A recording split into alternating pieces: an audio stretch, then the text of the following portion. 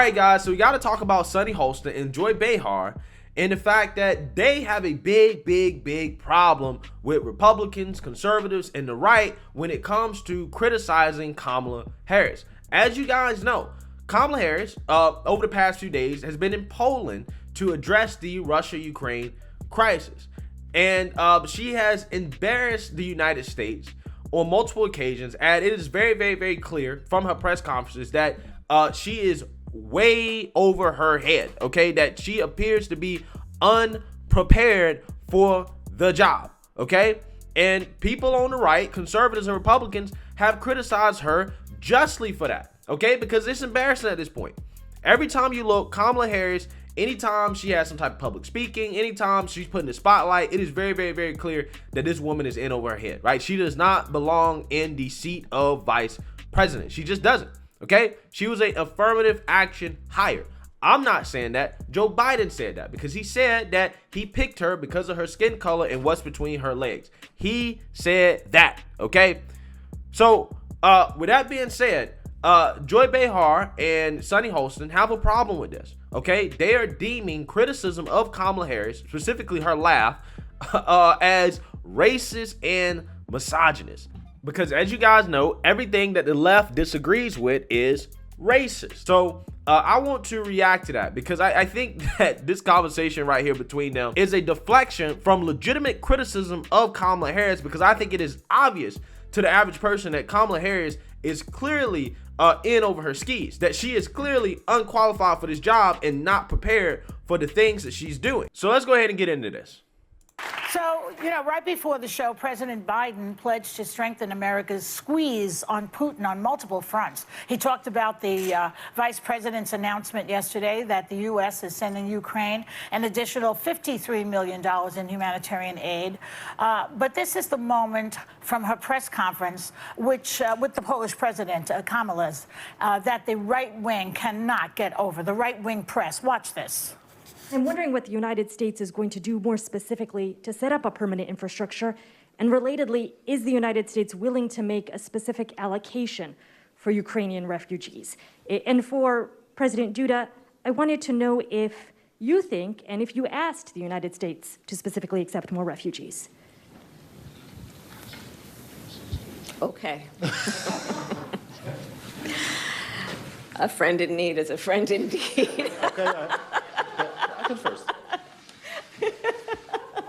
The laugh got them.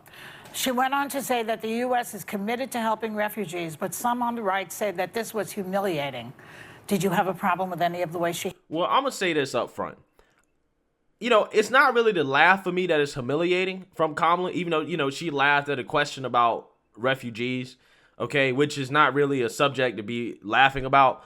My thing is that on multiple occasions, she has deferred to the Polish president to speak on things that she should be speaking on, right? I believe that the question in this case was addressed to both of them, but it was addressed to her first. And this is not the first time or the last time that I've seen Kamala get asked a question at that press conference and then just automatically defer to a man, right? Defer to the Polish president to say, hey, do you want to answer that question first? Do you want to take this on? For example, she was asked about inflation and gas prices in the U.S. in relation to the Ukraine-Russia crisis, and she literally looked at the Polish president to answer that question.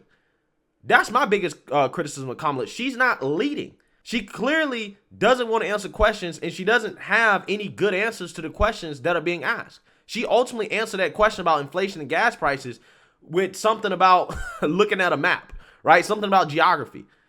Didn't really answer the question at all. After trying to defer to the Polish president on a question about inflation and gas prices in the U.S., that is unacceptable. Okay? So that is where my criticism is coming from. I really don't give a damn about her laugh. Handle this, ladies. People are talking about it. That I personally think if she was a guy, they would never say it, because they also made fun of Hillary's laugh. Mm-hmm. But I don't see them making fun of Pence's laugh or any of the other guys. Did he laugh? Well, they don't laugh very much. Well, they don't laugh in his awkward way, right? I mean, Kamala laughs anytime she's nervous, she's in trouble, She's fishing for words. She's in an uncomfortable situation. She laughs, and it's very, very, very clear that she uses that as a coping mechanism. So that's why she gets criticism for it. Trump, Pence, they don't do that.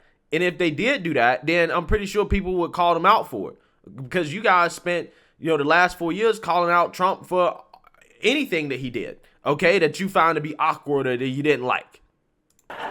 But He didn't even move the fly that was on his face for like an hour. So it actually wasn't on his face. It was on his hair. It's in his hair. To be fair, we did make fun of that fly. We did. To be fair, yeah. And I don't know that it's about her laughing, because I agree. I think that would be very inappropriate, and that's something that they do to women. I think that she has gone on multiple occasions a little bit underprepared with some of the questions that she's been asked. Lester Holt asked her a pretty basic question that she couldn't answer. So I don't know if it's a staff thing. She's not prepared enough. Perhaps she's not expecting the questions. I don't know what it is, but I think that's the issue. This is like the fourth or fifth time. what it is that they constantly question the qualifications of black women, and that's why people are saying that she's unprepared. And I disagree. I think she's you a can very disagree, but accomplished that's the woman. truth of it. And No, it's not. No, it's not. I love how she, just sassily says, you can disagree, but that's the truth. The truth is that they hate Kamala because she's black and she's a female. What evidence do you have to back up that claim? Anybody listen to Kamala and her explanation on the Ukraine-Russia crisis on that radio station where she explained it like a kindergartner? In Europe, it exists next to another country called Russia. Russia is a bigger country. Russia is a powerful country. Russia decided to invade a smaller country called Ukraine. So basically, that's wrong. Another example of her not being very impressive with the things that come out of her mouth, okay? Which has led me to believe that there's no way that she's built a career off of things that have come out of her mouth. In fact, it's probably been the exact opposite. so this is based in racism, this is based in misogyny, and we're talking about a woman that has extensive experience abroad, extensive experience as an attorney, extensive experience as the chief legal officer of one of our largest states in the country. And I think this is just much ado about nothing. I mean, we didn't... All that stuff is great. That's good experience, but that doesn't make her qualified to lead a country, okay? That could play into it, but it doesn't automatically mean that, hey, she should be in charge of leading a country. Again, I'm not saying that she doesn't have some qualifications, but knowing Kamala's background and her past, I got questions about how did she get in those positions, right? And why did she get those positions? I got questions. Might not always have been just qualifications or experience. didn't talk about Vice President Pence's, the right didn't talk about his handling of the COVID epidemic, which I think, or the AIDS epidemic, which I think led to, thousands and thousands of deaths. And Well, no, the criticism of Trump and Pence's handling of the pandemic from the right criticism of that would have been, they didn't do enough to stop states like New York and California from shutting down, right? That would be the criticism. So they actually were criticized about it. It's just they weren't criticized for opening things up. They actually were criticized because they didn't do enough to keep things open. That's what they were being criticized for. So yes, Trump and Pence have been criticized from the right on their handling of the pandemic. What they're talking about is her laugh. She was there as an emissary, really, and she wanted to reassure the NATO allies that that as Russia steps up its attacks on Ukraine, that the United States was going to be supportive. In fact, she's in, I think, Bulgaria right now. She is prepared. She is seasoned.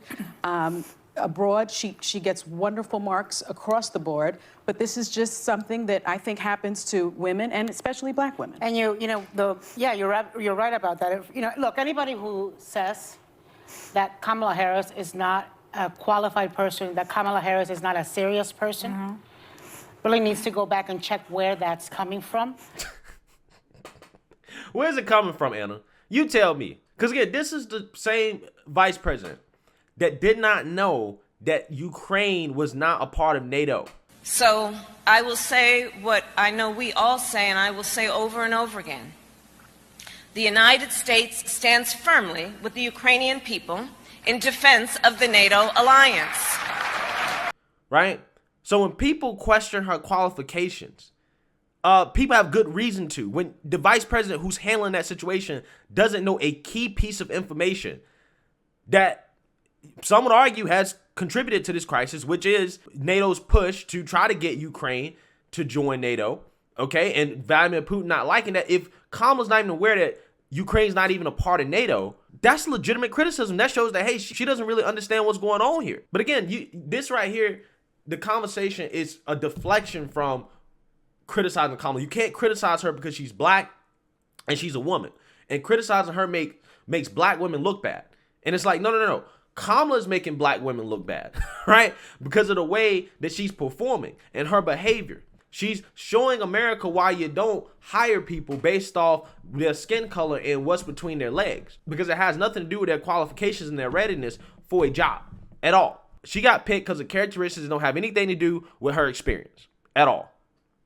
Because if you think a child of immigrants who is from Southeast Asia and has a Jamaican father, who grew up the way she grew up, went to law school in the best law schools, became, got to where she is, was one of the top prosecutors in asking questions in the Judiciary Committee when she was in the Senate. Asking questions. We talking about answering questions, right? She's obviously good at not answering any questions. Again, I don't understand where you going with this. What is Kamala being the child of immigrants have to do with her qualifications?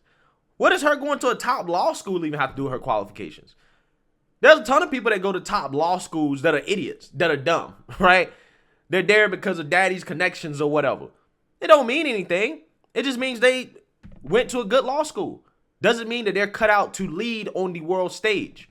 Kamala has never actually been a governor, okay? She was a senator, and I'm not saying being a senator doesn't make you qualify. I'm just saying she hasn't actually really led a state. This is her first time leading a state from an executive position like vice president. She wasn't a governor or anything like that. If you think that happened because she's not serious or because she's not qualified, then you should go qualify your heart. Well, I mean, I could argue that, looking at her past with Willie Brown and some of this other stuff that she allegedly was into, that, maybe she did get those positions specifically based off merit, right? Maybe she didn't. Maybe there was some other factors at play. Who knows? And qualify your opinions. But they do this all the time, right? They have an obsession over Kamala Harris laughing. Guess what? She laughs. I think it's a crutch she uses. This was a 50-minute, very serious press conference. They always do this. They take the 5 seconds where she laughs and they play it over and over and over again. It's not like she spent 50 minutes laughing. That was the final question. And it was a very lengthy question. I think they were laughing at the fact that the question had and it was repetitive because they had handled that. Something just occurred to me because I was watching that movie Game Change last night, which is about Sarah Palin. It happened to be running on and during those years, everybody was on her case. Correctly, I think. She really didn't know what she was doing. She really wasn't prepared. She really didn't. And so maybe this is payback for that. Who knows? So what you're saying is that it's not because she's black, right? So Sarah Palin got criticized for being unprepared. She's a white woman. She was a governor. So again, you just gave an example that disproves Sonny Hostin's whole argument here. Disproves the whole argument. Because Sarah Palin got plenty of criticism for the same things that Kamala's getting criticized for. Who knows? I just thought of that this minute. Maybe. Well, she wasn't prepared. I mean, she could see Russia from her backyard. Just like Kamala's not prepared, right? Sonny is pretending that Kamala is actually doing a good job, and it really blows my mind. And she's only saying this simply because she's team black woman. I'm team black woman. I'm going to stand up for her no matter what. I don't care if she destroys the country. It's sad, man. It really is. And all of this nonsense. Well, we went after her. We were hard on her. We were hard on her. Now the right wants to be hard on Kamala. The qualifications for Kamala. People are still angry about. What do you mean they can't compare? Kamala ain't never been no governor. Being governor is much more applicable, in my opinion, than being a senator. Okay? At least put it this way, from a domestic policy standpoint, from an executive standpoint. Okay? Maybe not necessarily from dealing with foreign policy issues, because governors don't necessarily have to do that as much as senators do.